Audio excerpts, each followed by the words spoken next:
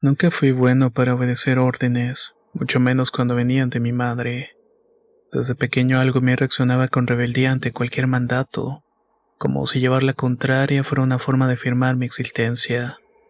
No era por maldad ni por capricho, simplemente algo dentro de mí se encendía cuando escuchaba un haz esto o no hagas aquello. Pero había una instrucción en particular que se repetía cada tarde, una regla que no solamente era de mi madre, sino de todo el pueblo. Antes de las 7, José, antes de que el sol se meta. Lo decía con un tono que no era regaño, pero tampoco sugerencia. Era una mezcla de súplica y miedo, como si esas palabras lo hubieran acompañado desde pequeña, como una advertencia heredada grabada en huesos. Nunca explicó el por qué y nadie lo hacía. Solo sabíamos que cuando el reloj marcaba las 5, los niños debían estar dentro de la casa, las puertas bien cerradas y nadie debía andar en la calle. Nadie preguntaba, nadie dudaba. Era una ley no escrita, tan vieja como los árboles que rodeaban al pueblo. Volví muchos años después, empujado por una razón triste y predecible: la muerte de mi papá. Murió como vivió, sin hacer ruido, sin pedir ayuda, sin molestar a nadie.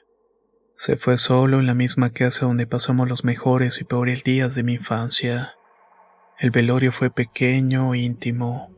Vinieron algunos vecinos, una tía lejana que apenas recordaba, un par de señores que alguna vez trabajaron en él con la parcela. Pocas palabras, muchos silencios, miradas que parecían conocerme más de lo que yo recordaba. Me fui tan joven que con los años las caras del pueblo se volvieron fantasmales, difusas. A veces me pregunto si las olvidé por el tiempo, o porque algo en mí decidió dejarlas atrás como quien cierra una puerta y no vuelve a mirar. Ahora con mi papá muerto decidí quedarme unos días más a hacerle compañía a mi mamá. Ella sigue ahí firme como una roca vieja que ha resistido todos los temporales. Se hace la fuerte, pero yo sé que no quiere estar sola en la casa. La casa, a pesar del tiempo, se mantiene en pie. Las paredes húmedas y los techos altos guardan un olor a encierro, a tierra mojada, a trastos viejos y ropa sin usar.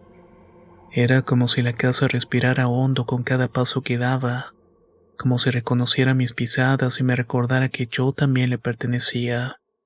Me instalé en el cuarto que había sido mío desde pequeño. Ahora era más pequeño, más callado, no tenía planes de quedarme tampoco tanto tiempo. Resolver los asuntos legales, empacar lo necesario, tirar lo inservible.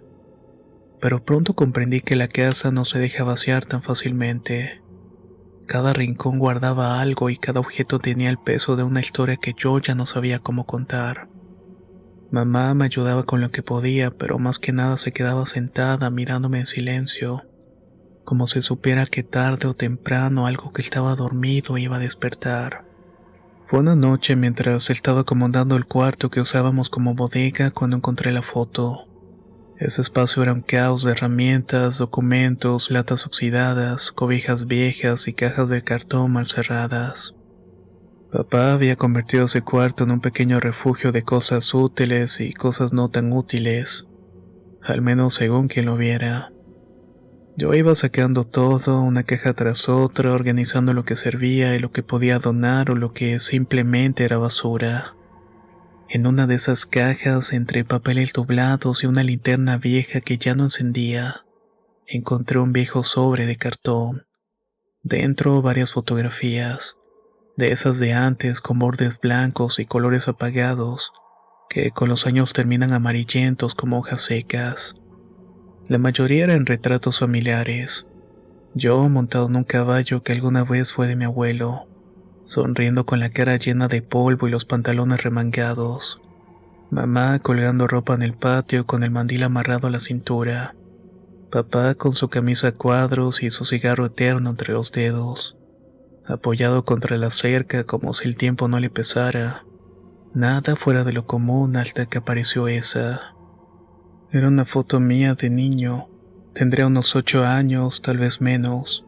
Estaba junto al columpio viejo, el que colgaba un guamuchil que aún sigue en el patio trasero. Sonreía mirando de frente como si alguien me hubiera llamado justo antes de tomar la foto. Pero no fue mi cara lo que me heló la sangre, fue lo que aparecía al fondo. Era apenas visible entre los árboles, desenfocado pero inconfundible. Una figura humanoide, alta, delgada, de proporciones extrañas, como si la sombra de una persona se hubiera estirado hasta deformarse. Y no estaba sola, había otra más, y otra. 3 en total, o al menos eso logré contar antes de sentir que algo me apretaba el pecho. Sentí un escalofrío seco como si la foto me mirara de vuelta. Fue como un golpe seco en la memoria, un recuerdo que había estado dormido durante años. Despertó de golpe con la violencia de una herida mal cerrada. No era una imagen nueva, ya la había vivido y ya había estado ahí, y el miedo volvió con la misma fuerza que aquella tarde. Esa tarde desobedecí por primera y única vez la regla. No volví a casa a tiempo. Me quedé jugando solo, aventando piedras al arroyo seco, atrapado en ese mundo infantil donde el tiempo se escapa sin avisar.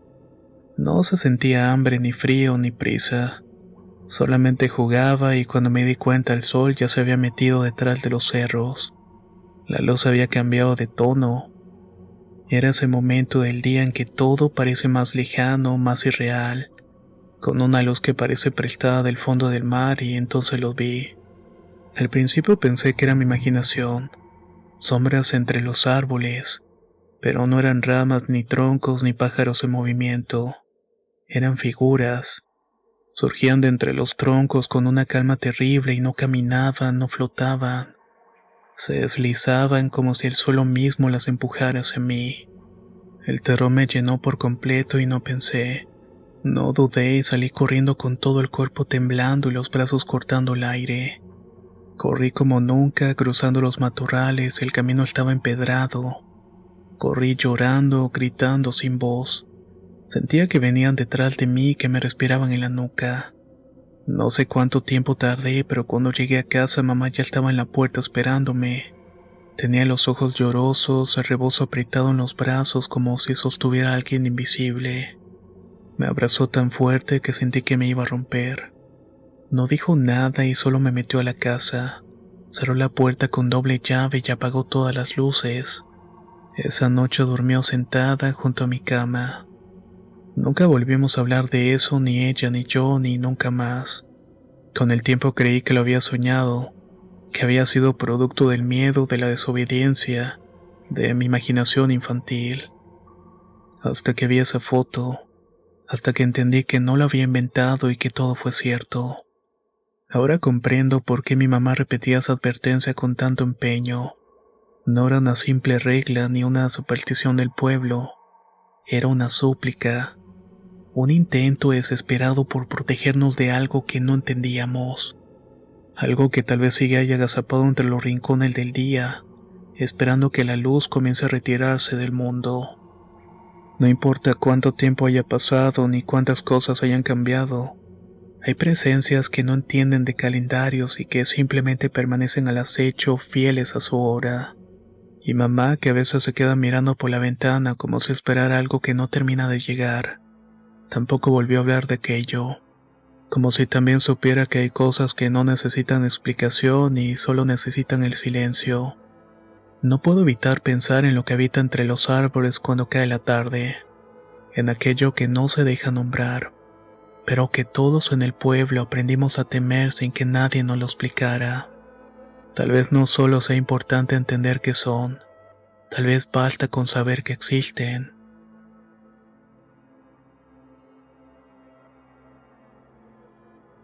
Me llamo Juan Carlos y trabajo como repartidor para Didi desde hace 3 años. No es el mejor trabajo del mundo, pero me ha servido para sobrevivir. He recorrido esta ciudad de punta a punta, de día y sobre todo de noche. Calles anchas, callejones estrechos, colonias que ni los mapas aparecen.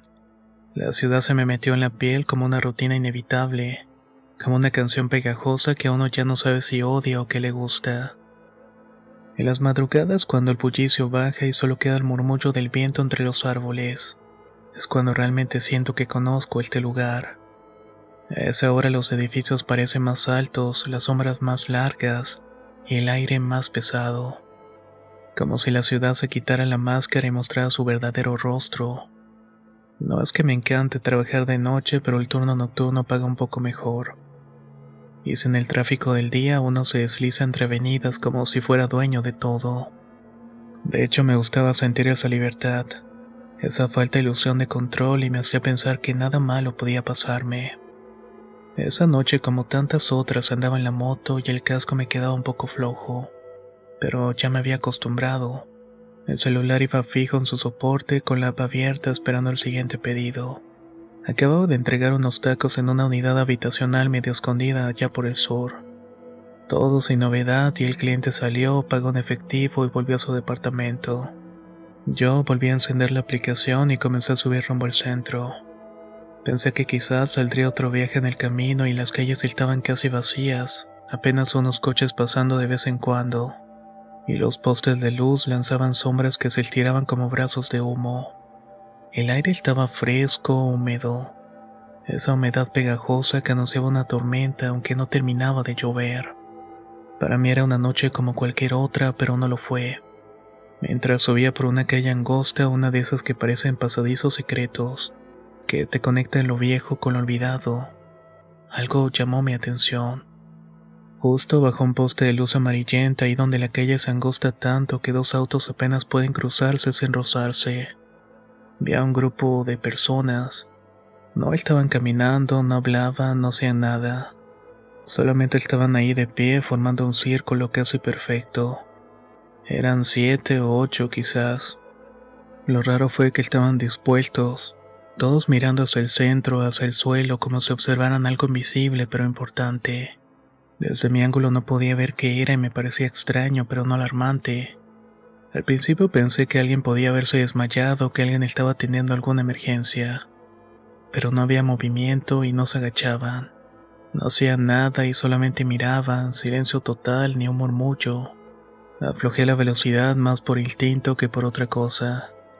A esas horas no es común ver grupos reunidos en la calle y menos así en completo silencio. Me acerqué demasiado sin quitar la vista del centro del círculo. Buscaba entender qué era lo que estaba mirando. Y entonces noté algo que me puso la piel de gallina. No podía ver bien sus caras. El poste los iluminaba, pero la luz no parecía tocarles el rostro. Era como si estuvieran justo en la línea de la sombra. Esa línea delgada entre lo visible y lo imposible. Pero algo más me inquietó. No tenían expresión. No mostraban tristeza, ni alegría, ni enojo. Eran rostros vacíos como hechos de cera y no parecían dormidos, tampoco vivos del todo. Me quedé viéndolos solo un instante, no más de un parpadeo. Y en ese instante fue suficiente para que todo se fuera al carajo. No escuché nada, no vi luces, solamente sentí el impacto. Un golpe seco, brutal, como si una pared me hubiera caído encima. El auto me embistió de frente y la moto salió volando. Yo también lo hice, recuerdo que el casco se rompió al golpear el pavimento. Mi espalda rebotó contra el suelo y después todo fue un zumbido constante, como de abejas dentro del cráneo mezclado con un sabor metálico en la boca. Era sangre y dolor, luces parpadeando en mis ojos como si fueran fuegos artificiales rotos. Quedé tirado en el asfalto, boca arriba, inmóvil. Sentía que el mundo giraba a mi alrededor, pero yo no me movía. El poste seguía ahí lanzando su luz pálida y temblorosa, como si también temiera apagarse. Y entonces los vi. Ahora me miraban a mí. No se me habían acercado, no se movieron en absoluto. Solo estaban ahí mirándome como si siempre hubieran estado esperando ese momento. Y entonces lo entendí. El lugar exacto donde había caído era el mismo punto que ellos observaban antes, justo ahí, como si lo supieran, como si hubieran estado anticipándolo cada segundo. Sus ojos eran oscuros, hundidos como pozos sin fondo. No sé si era la sombra, la luz del poste, pero no brillaba, no parpadeaba, no mostraba nada, y sin embargo vi algo en su mirada que me caló hondo. No era odio, no era pena, tampoco compasión. Era una especie de certeza silenciosa, como si yo solo estuviera cumpliendo con algo inevitable.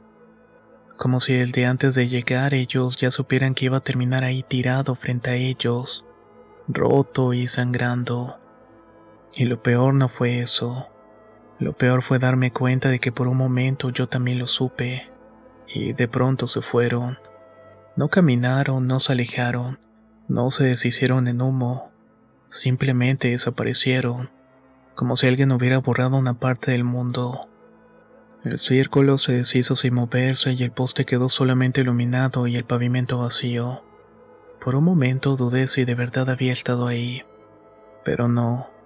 Yo los vi, los sentí y todavía los recuerdo. No sé cuánto tiempo pasó después, escuché una sirena a lo lejos, luego unas voces. Me subieron a la ambulancia con cuidado como si cargaran algo roto. En el hospital me dijeron que tenía una fractura en la pierna y una contusión leve. Nada grave para el golpe que me di, hasta pareció un milagro. El doctor me preguntó si recordaba el accidente y le dije que sí, pero no mencioné nada del grupo bajo el poste ni una sola palabra. Tampoco le conté a los policías. ¿Para qué? Me iban a decir que fue el golpe, que había imaginado todo. El de esa noche no salgo a repartir después de las 10. Digo que la moto está fallando y que tengo otro trabajo, que ando descansando. Y aunque todos aceptan esas excusas, la verdad es otra. No quiero volver a cruzar esa calle. No quiero ver a un grupo de gente parada bajo un poste mirando algo que no está. O peor, mirándome a mí. ¿Qué tal, comunidad de relatos de horror?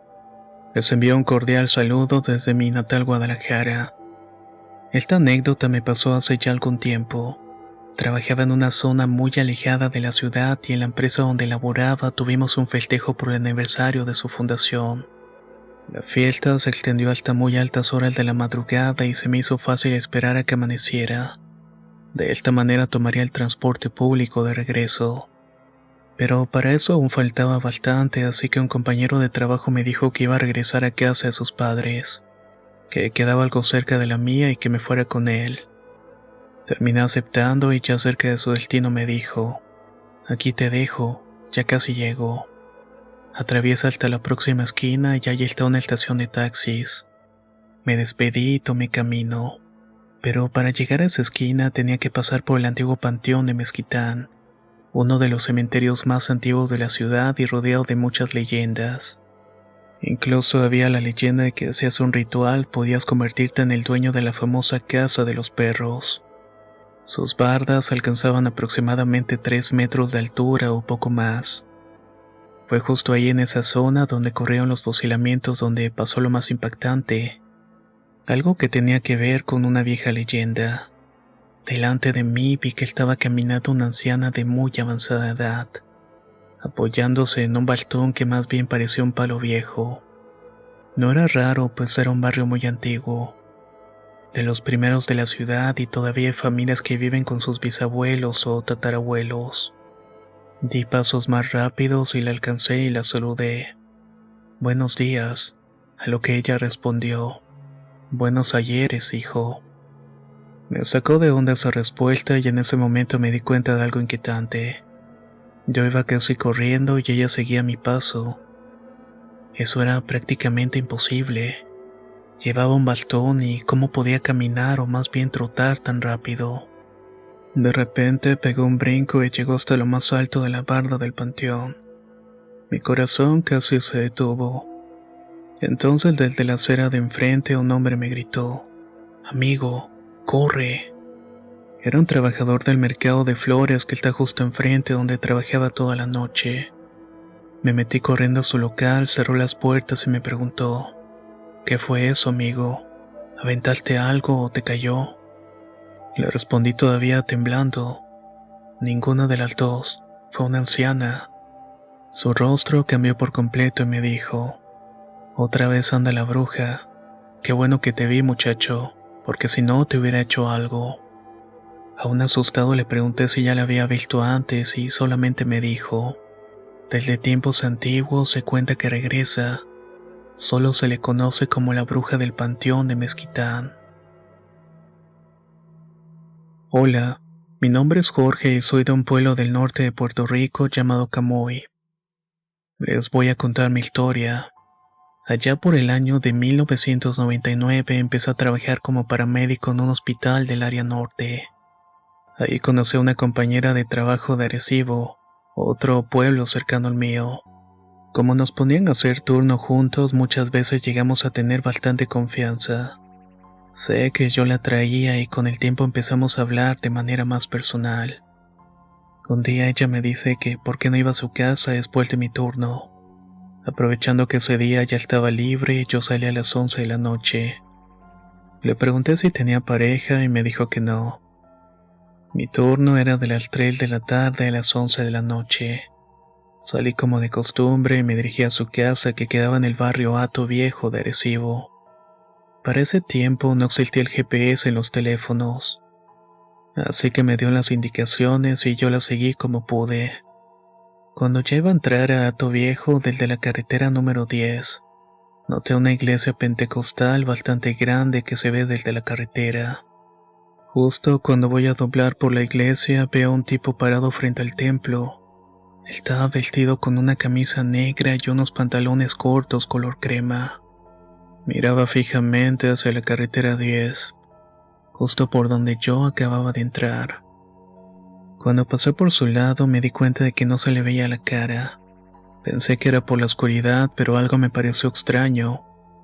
Miré por el retrovisor para ver si se estaba moviendo. En ese momento el tipo se giró completamente hacia mí y hacía un gesto levantando los hombros y los brazos como diciendo ¿qué miras o qué pasa?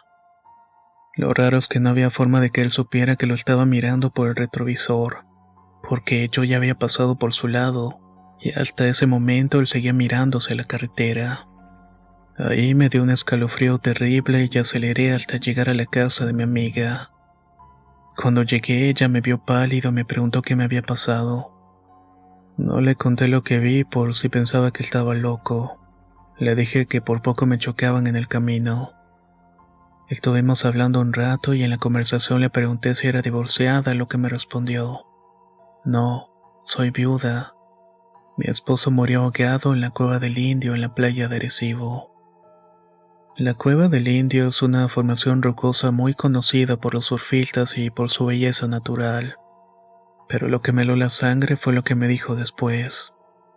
Lleva 1 año y medio desde eso, y me acuerdo clarito que ese día se puso un pantalón color crema que yo le había regalado, y una camiseta negra que era su favorita. En ese momento sentí que el corazón se me detenía. No pude guardarme más lo que había visto y se lo conté todo. Cuando le dije que el hombre frente a la iglesia tenía exactamente esa ropa, ella no se sorprendió. Me dijo con una calma inquietante: yo también lo he visto caminando por la casa. Esa noche no me fui. Me quedé con ella sentado en la sala hasta que amaneciera, para no tener que pasar de nuevo por esa iglesia de noche. Yo vivo en Uruapa, Michoacán, con mis tíos en la colonia Jaramillo, cerca de la Quinta y el Parque Nacional. Estudio la carrera de Ingeniería Automotriz, y esto que voy a contar me pasó un 28 de septiembre del año 2023. Esa semana me sentía mal del estómago. Tenía mucha diarrea y esa noche, como a la 1 de la mañana, me desperté para ir al baño. Me senté en la taza y estuve ahí un buen rato. Entre lo mal que me sentía y lo tarde que era, comencé a quedarme medio dormido. Fue entonces cuando los perros de la calle y los vecinos empezaron a ladrar con fuerza, como si algo los alterara. Pensé que se debía a que la perra de mi tío estaba en celo, pero lo raro fue que de repente todos se callaron al mismo tiempo. Un silencio raro se apoderó de la calle, y entonces lo escuché. Un llanto de mujer fuerte, largo. Sentí un escalofrío por todo el cuerpo. En ese momento pensé que tal vez me estaba volviendo loco y estaba adormilado en el baño, o que quizás era alguna pelea entre vecinos o algo peor que estuviera ocurriendo en la calle. Terminé lo mío como pude y salí del baño. La curiosidad me ganó, así que abrí la puerta de la casa para ver qué estaba pasando. Ahí fue cuando me llevé una gran sorpresa. Vi pasar por la calle la figura de una mujer vestida de novia. No era algo normal y eso lo sentí inmediatamente.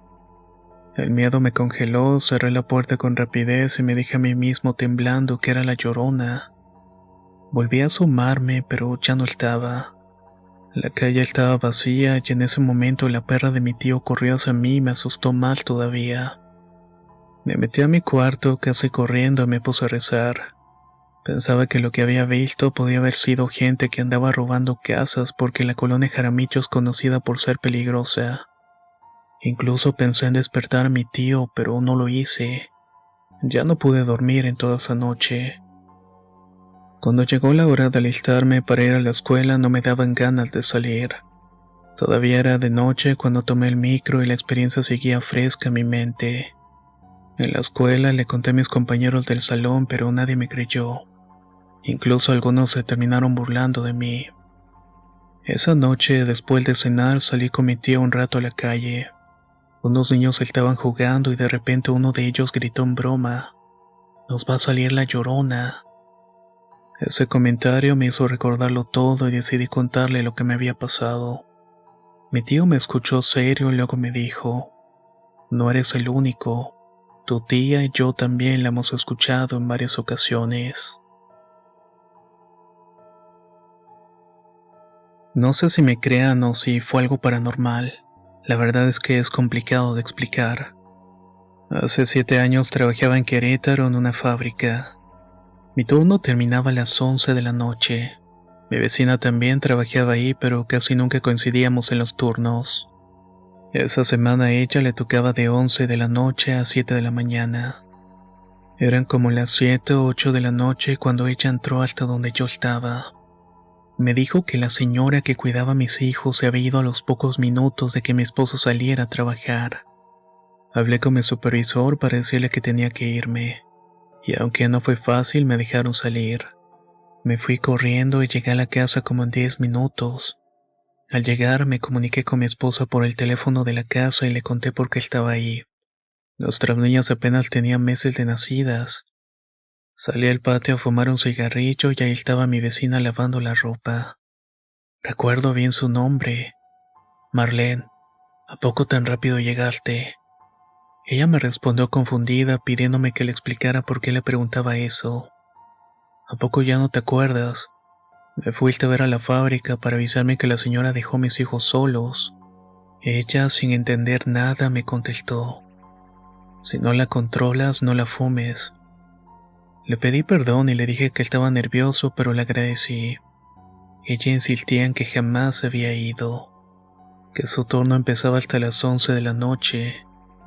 Al día siguiente le pregunté al guardia: "Oye, ¿ayer a qué hora entró Marlene?". Me respondió que con su horario habitual. Entonces le pregunté: "Pero aquí entre nos, ¿no vino antes a dejar algo o a avisar algo?". Revisó su libreta y me dijo: "Mira, aquí está su hora de entrada y salida". Me quedé pensando en qué chingados había pasado. Le conté todo a mi esposa y ella decidió renunciar y regresar a nuestra casa en el Estado de México. Yo me quedé un mes más para terminar de pagar unas cosas que debíamos con la familia que nos había prestado dinero. No sé si fue algo paranormal. Pedí ver las grabaciones, pero no me lo permitieron. Jamás supe si hablé solo o si había alguien que tomó la forma de Marlene. También pregunté a mis compañeros si vieron algo extraño esa noche en la que tuve que salir de emergencia, pero nadie supo decirme nada.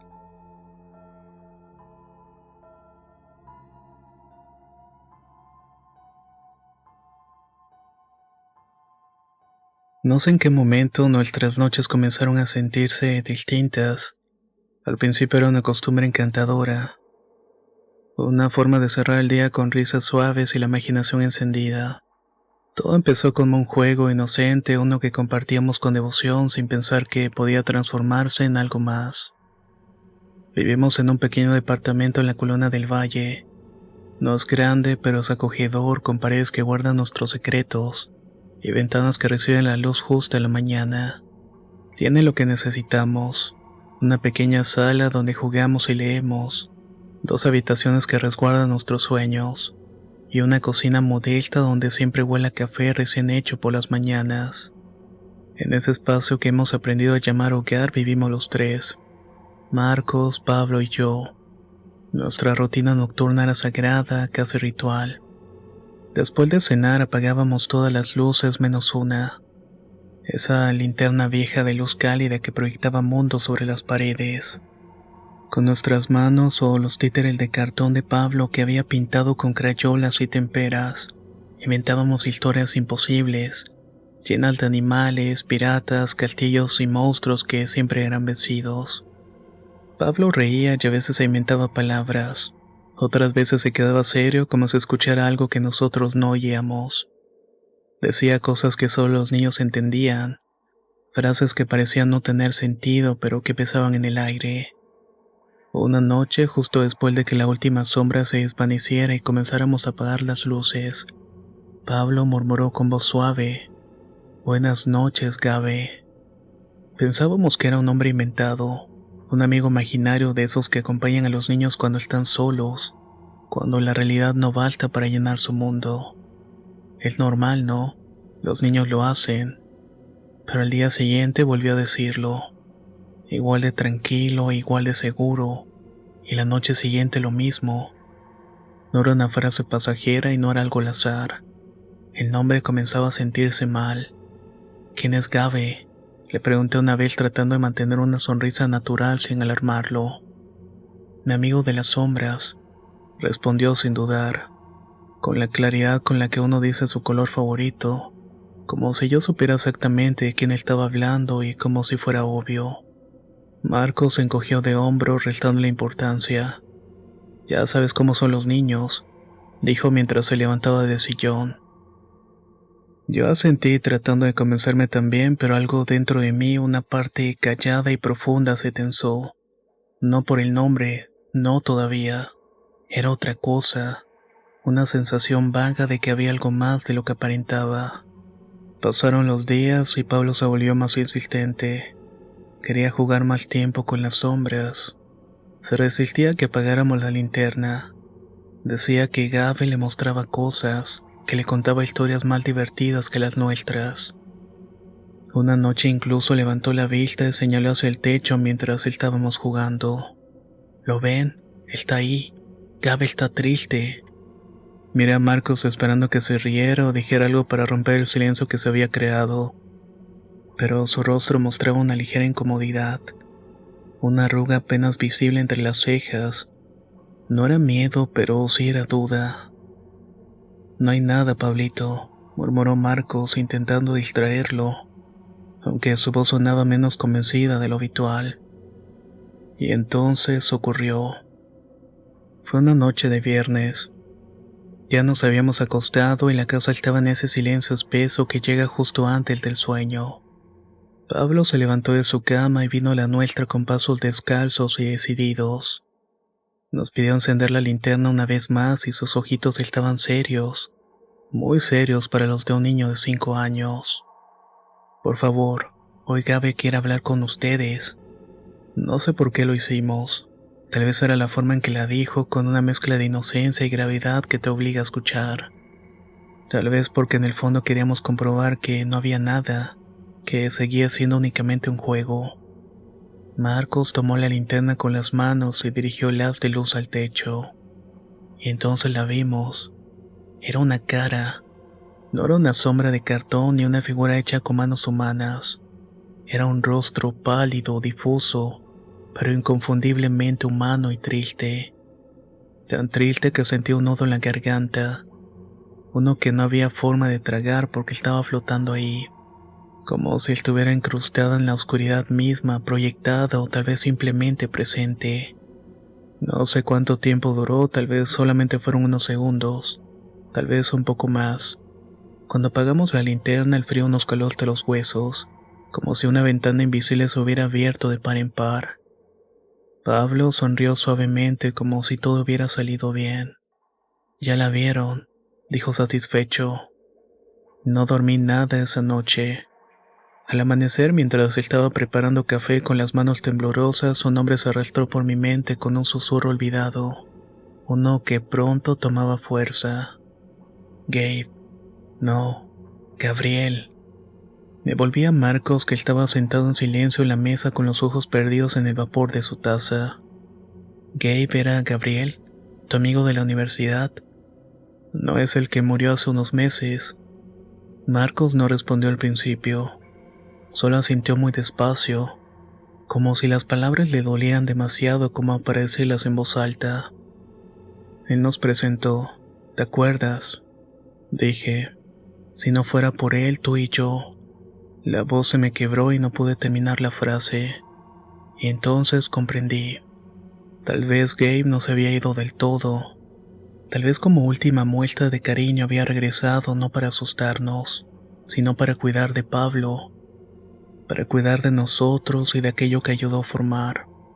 Como si desde algún lugar más allá de la comprensión siguiera cumpliendo con su papel de amigo y puente entre almas. Desde entonces no le tenemos miedo a las sombras, las respetamos. Y cada noche antes de apagar la linterna, Pablo dice en voz baja, gracias Gabe. Y yo también aprendí a hacerlo. Buenas tardes. Escribo desde Morelia para contar un relato que le pasó a unos amigos a mí hace algún tiempo. Fue durante una visita al panteón. Todo comenzó una noche durante una reunión con amigos. De esa reunión en donde se habla de todo y nada al mismo tiempo. La estábamos pasando muy bien cuando de pronto uno de ellos preguntó algo que nos hizo a todos quedarnos en silencio. ¿Quién más está en la casa? Yo, que era la anfitriona, le respondí que no había nadie más y él insistió. Es que vi una sombra pasar por el patio. Era alta, muy alta. Le dije que probablemente era el perro, pero negó con la cabeza. Según él, la silueta no tenía forma animal. No le dimos mayor importancia, pero su comentario fue el punto de partida para comenzar a contar historias de terror. Entre los presentes estaba una amiga cuyo hermano se había quitado la vida hace aproximadamente 2 años. Desde entonces su familia había quedado con muchas dudas y preguntas sin respuestas. Ella hablaba con frecuencia de la tristeza, del vacío, de la zozobra. Todo este hecho los había marcado y todavía los perseguía. Esa noche pasada a las 10 ella propuso algo inesperado. ¿Y si vamos al panteón a visitar a mi hermano? El panteón al cual se refería se encuentra en una ranchería cercana a Morelia. Por respeto y seguridad omitiré el nombre del lugar. Estábamos tan metidos en la plática, tan embriagados de lo paranormal que todos aceptamos. Así que nos subimos al auto y partimos. El camino duró unos 25 minutos. Era una noche despejada y la luna llena iluminaba todo con una claridad sobrenatural. En aquel pueblo no hay vida nocturna. La gente se guarda temprano, por lo que no fue extraño al llegar no hubiera una sola alma en la calle. Todo estaba en completo silencio. El panteón, al ser de pueblo, no tiene bardas altas ni candados. Solo piedras lo rodeaban y la puerta de metal estaba entreabierta. Entramos, claro, con mucho respeto. No queríamos molestar ni dañar nada.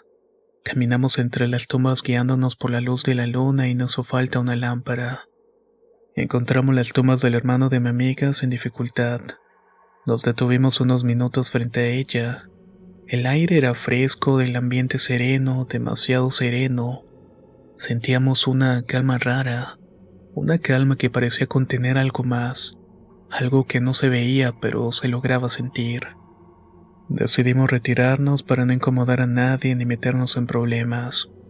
Al salir el viento soplaba fuerte y solo se escuchaba a lo lejos los ladridos de algunos perros. Nos sentamos unos momentos sobre una piedra justo frente al panteón. Las lámparas del pueblo parpadeaban con esa luz anaranjada y mortecina. Fue entonces cuando lo escuchamos. Un ruido, seco, repetitivo e inconfundible. Era el sonido de una pala cavando tierra. Primero dudamos y pensamos que quizás era el viento moviendo alguna ventana rota o una lápida suelta. Pero no, todo lo escuchamos con claridad. Era una pala abriendo la tierra húmeda, lenta y torpemente. Nos miramos entre nosotros y nadie dijo nada. Simplemente corremos hacia el auto y arrancamos.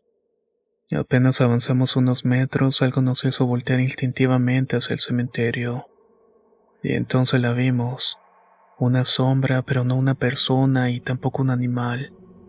Era una figura gigantesca, oscura como el carbón que se alzaba por encima de las piedras que rodeaban al panteón. No tenía rostro ni forma definida, solamente estaba ahí inmóvil observándonos, como si no pudiera salir de los límites del camposanto, como si nos hubiera estado esperando desde el momento en que entramos. Nos fuimos sin mirar atrás y desde entonces cada vez que recuerdo esa noche me pregunto qué habría pasado si nos hubiéramos quedado un minuto más, si hubiéramos ignorado aquel ruido o si la sombra hubiera logrado salir. Este fue mi relato, y mi única recomendación es: nunca bajo ninguna circunstancia visites un panteón de noche, no importa qué puras sean tus intenciones. No sabes lo que te puede estar esperando en la oscuridad.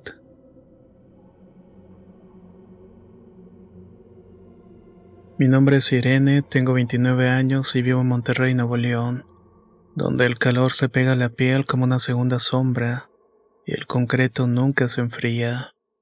Desde mi departamento en el 7º piso puedo ver la Sierra Madre alzarse en el horizonte como una bestia dormida.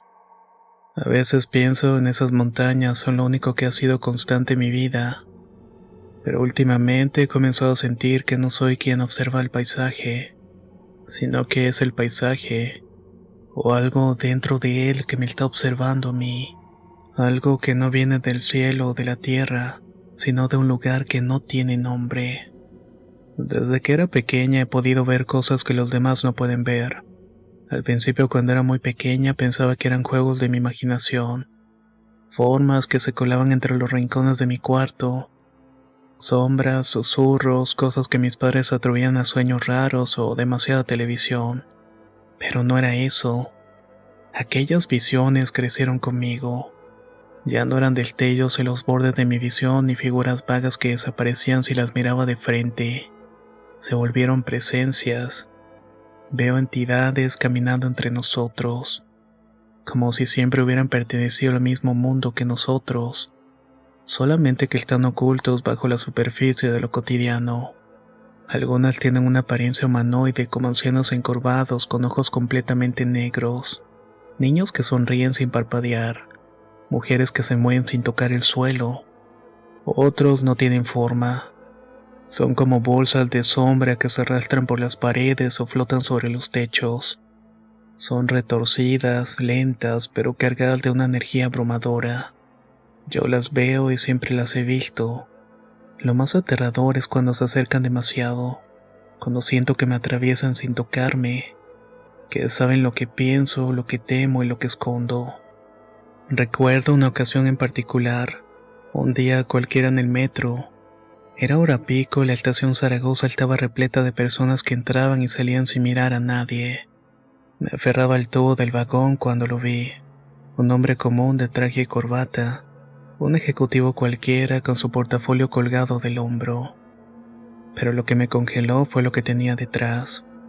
Una sombra adherida a su espalda como si creciera de él. Sus ojos brillaban con un tono enfermizo y su boca estaba sellada como una especie de costura negra.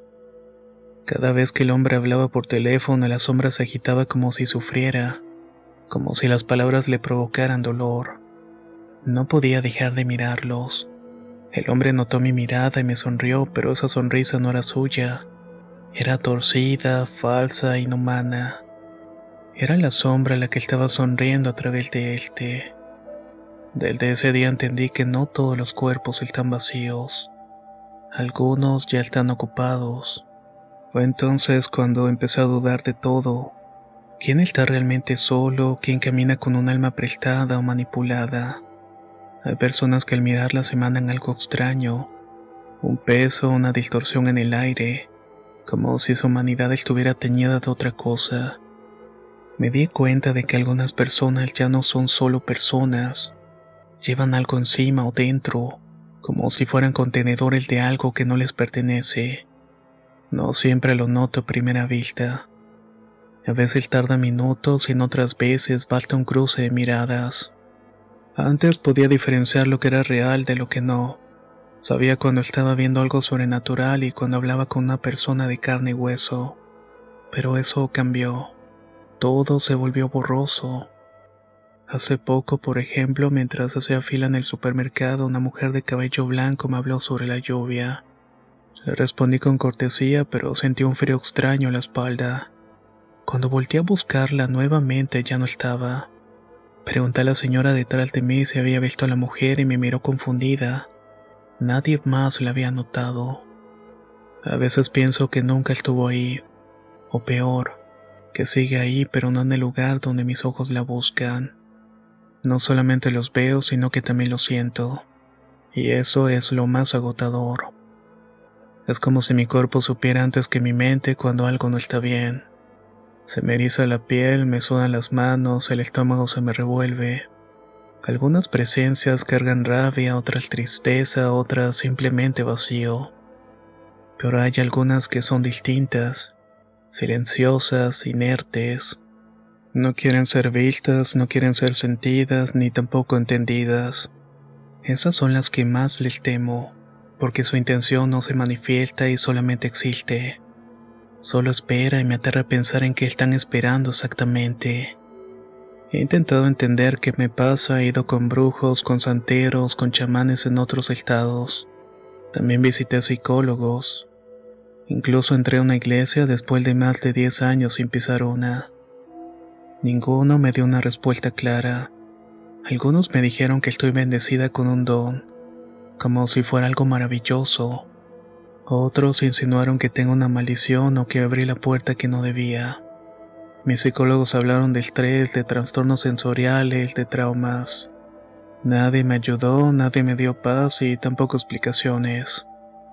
Tengo una pareja que ha sido mi refugio. Él no ve lo que yo veo, pero me cree.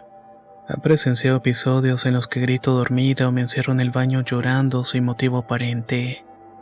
Me abraza sin preguntar y me acaricia el cabello hasta que puedo volver a respirar.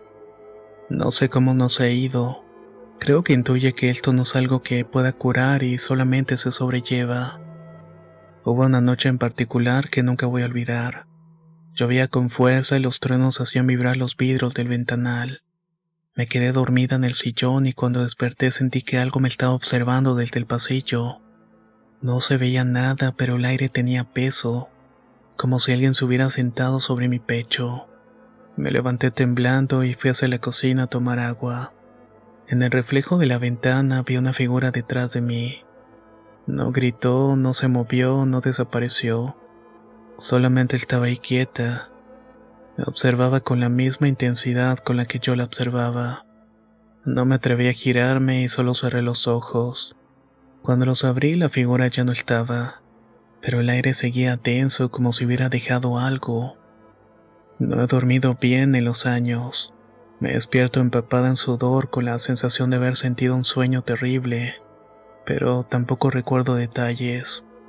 Solamente son imágenes sueltas, un rostro sin ojos, un bosque seco, un reloj que avanza hacia atrás. A veces escucho una voz que me dice que nada de esto es real y que tampoco lo soy, que lo que veo no es una maldición sino una verdad que nadie más soporta. He intentado cerrar los ojos, rezar, ignorarlo, anestesiarme con música, con películas, con medicamentos y nada funciona. Siempre están ahí, a veces más presentes que las personas reales, a veces más consistentes que la misma realidad. Y lo peor de todo es que hay momentos en los que siento que algo me está siguiendo, no de forma evidente, con pasos ni sombras. Es más íntimo, como una parte de mí que ya no perteneciera del todo, como si en medio de la calle o al cruzar una banqueta, algo se deslizara detrás manteniendo mi ritmo, imitando mis movimientos con una paciencia inquietante. No hay señales claras, pero mi cuerpo lo sabe. Una presión leve en el pecho, un temblor en las manos sin razón aparente. Es como si llevara a alguien conmigo, pegado al filo de mi conciencia esperando que baje la guardia. Y cada vez me cuesta más distinguir si ese algo está afuera o si ya entró. No sé cómo detenerlo, no sé si se puede. Así que solamente sigo adelante fingiendo normalidad y esperando que no den el siguiente paso. Si alguna persona me puede recomendar a alguien que me ayude realmente con esto que estoy viviendo, por favor háganlo en los comentarios. Voy a estar sumamente agradecida con ustedes.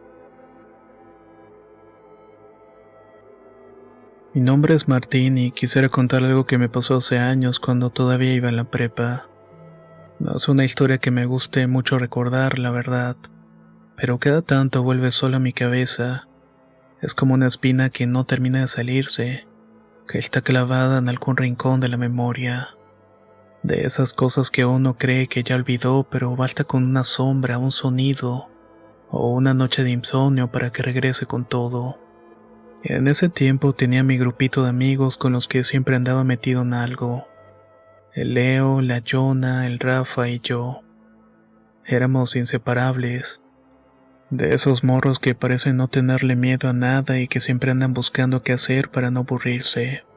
Nos gustaba salir, vagar por la ciudad, meternos en broncas leves, nada grave, pero sí lo suficiente para sentir que estábamos vivos. Una tarde de viernes y mucha planeación nos entró la loquera de ir a explorar unos edificios abandonados, los cuales estaban allá por las orillas de la ciudad, donde empezaba un terreno baldío y el alumbrado ya no llega. Desde que íbamos en secundaria esos edificios nos llamaban la atención, porque estaban justamente al lado de la escuela. A veces en clase, cuando nos tocaba asomarnos por la ventana, se alcanzaba a ver entre los árboles secos esas moles grises que parecían observarnos de regreso. Muchos decían que ella espantaban, que estaba maldito, y la historia más repetida era de una pareja de adolescentes, alumnos también de esa secundaria, que desaparecieron un viernes por la tarde sin dejar rastro. Los buscaron por días hasta que alguien los encontró en una de las cisternas del complejo. Estaban al fondo, donde ya casi no llega la luz. La escena, contaban los que supieron más, que era algo que no se puede describir. Tan fuerte, tan fuera de lugar, que hasta los policías que llegaron primero salieron pálidos. Fue un escándalo en su momento. Decían que nadie sabía qué les había pasado y que no hubo detenidos. Todo el caso se cerró muy rápidamente. Con el tiempo la gente empezó a evitar ese lugar. Decían que se sentía algo raro, pesado. Esos edificios formaban parte de un proyecto grande que según eso iba a ser para trabajadores de una compañía que ya no existe. Iban a hacer todo: complejo habitacional, una escuela, clínica y hasta centro deportivo. Pero algo pasó y nunca supimos bien qué, y la obra se quedó a la mitad. Dejaron todo botado, estructuras sin terminar, fierros oxidados, columnas desnudas y puro concreto sin alma. Nadie volvió a trabajar ahí y con el tiempo el monte empezó a comerse los pasillos. Las paredes se llenaron de grafiti y lo único que crecía eran los rumores de cosas raras.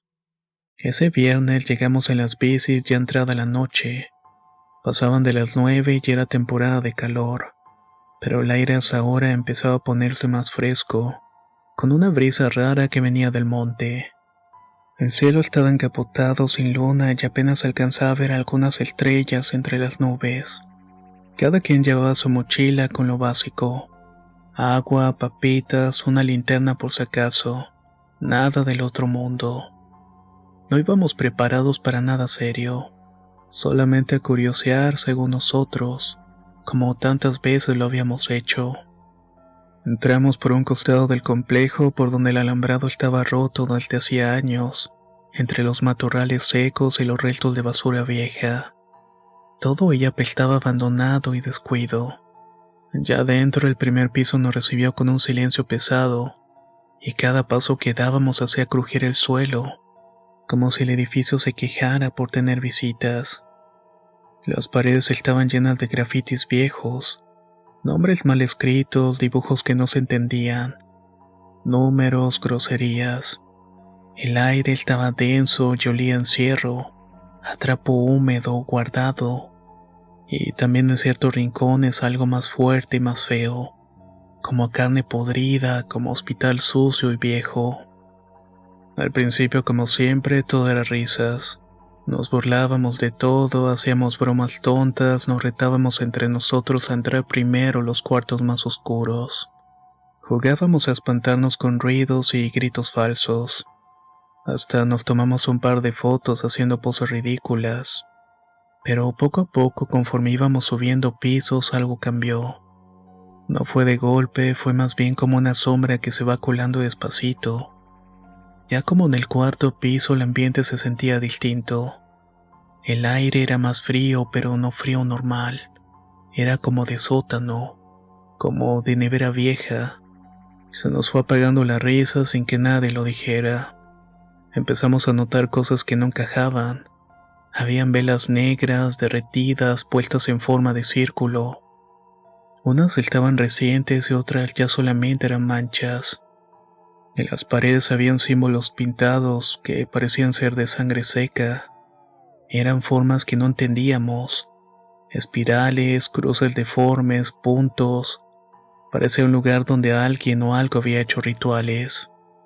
En la esquina encontramos una tabla vieja como de altar improvisado. Y encima había frascos con tierra oscura, huesos pequeños y un muñeco de trapo clavado con alfileres en los ojos y el pecho. Nos quedamos mirando todo eso sin decir una sola palabra. Era como si el silencio también pesara. Sentimos algo encima como si el edificio nos respirara en la nuca. Leo fue el primero en hablar bajito diciendo que sentía que alguien lo estaba mirando desde las escaleras. Nos reímos medio forzados, pero la neta yo también lo sentía. Era como una sensación de estar expuesto, como si no estuviéramos solos, como si alguien o algo nos estuviera observando desde las sombras agazapado. Apagué la linterna un segundo para ver qué tan oscuro estaba realmente, y fue como apagar el mundo. No se escuchaba nada, ni un pájaro, ni una hoja moviéndose. Luego así, de la nada, se escuchó un golpe seco arriba, como si algo grande hubiera caído. Después otro más fuerte, y luego un ruido más raro como si arrastraran algo pesado por el suelo. Y lo que terminó de helarnos la sangre fue un gruñido. No era un animal normal. Sonaba profundo, gutural, como si viniera desde lo más hondo de la tierra. Como si lo que fuera que lo hizo no tuviera derecho a estar en este mundo. Rafa fue el primero en decir que nos saliéramos y le hicimos caso al instante. Nadie discutió, nadie se quiso hacer el valiente. Empezamos a bajar las escaleras rápidamente, uno detrás del otro, sin decir una sola palabra. Fue ahí cuando se escuchó un grito, un chillido agudo, largo, como de una mujer, pero mal. Era como si saliera de una garganta rota, como si estuviera hecho de puro odio. Sonó tan fuerte, tan cerca, que Leo se cayó de puro susto, tropezándose con un escalón. Lo levantamos como pudimos y bajamos casi a empujones sin mirar atrás. Yo sentía que si volteaba iba a ver algo que no debía existir, algo que se iba a quedar conmigo para siempre. Ya afuera, con las bicis tiradas en el pasto seco y el sol metiéndose por completo, nos quedamos un buen rato sin decir nada, solamente respirando, con el corazón queriéndonos salirse por la garganta. Teníamos las manos frías, la cara pálida. Nos miramos entre nosotros como queriendo confirmar que si todos vimos lo mismo, y ahí sin dudarlo nos hicimos la promesa de nunca volver, nunca hablar demasiado de lo que pasó y la cumplimos. Cada quien agarró su rumbo, pero cuando de vez en cuando nos volvemos a escribir o ver, si alguien menciona "¿te acuerdas del edificio?", todos nos quedamos callados. Nadie se ríe y nadie pregunta más. Y les juro, sin ganas de exagerar ni andar contando cuentos, hay algo ahí dentro, algo que no quiere ser visto, o algo que se quedó encerrado, algo que no es de este mundo y que sigue esperando.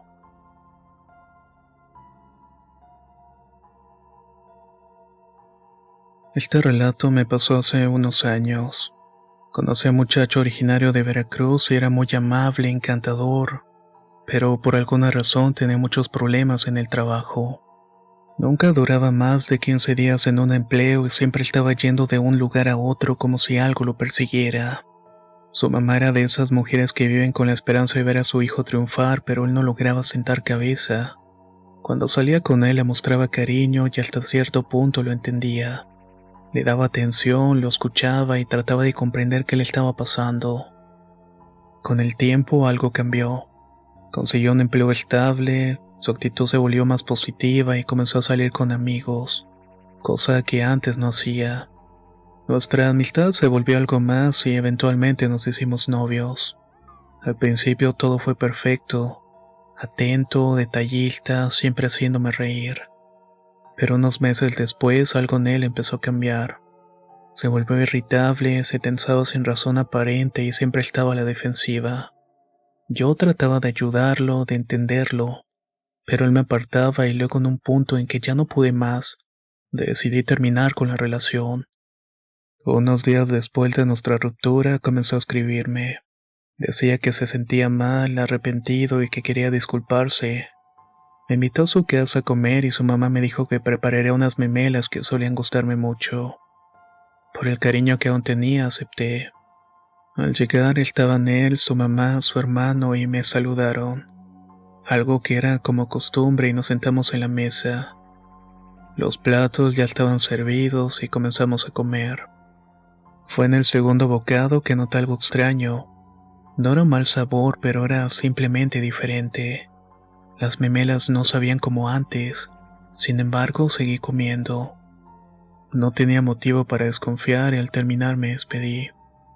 Antes de irme, él me abrazó y me susurró algo al oído. Me alegra que hayas vuelto. Me quedé confundida y nunca habíamos hablado de retomar la relación, pero no dije nada. Solamente tomé la mochila y me fui. Esa noche, al llegar a su casa, me sentí agotado, como si algo me hubiera drenado la energía. Me fui directo a la cama, soñé con él, pero no eran sueños normales. Lo buscaba, lo necesitaba y sentía desesperación por verlo. Desperté a las 3 de la mañana empapado en sudor y con una sed insoportable. Al día siguiente no pude evitar escribirle. Quería verlo y tenía un impulso incontrolable.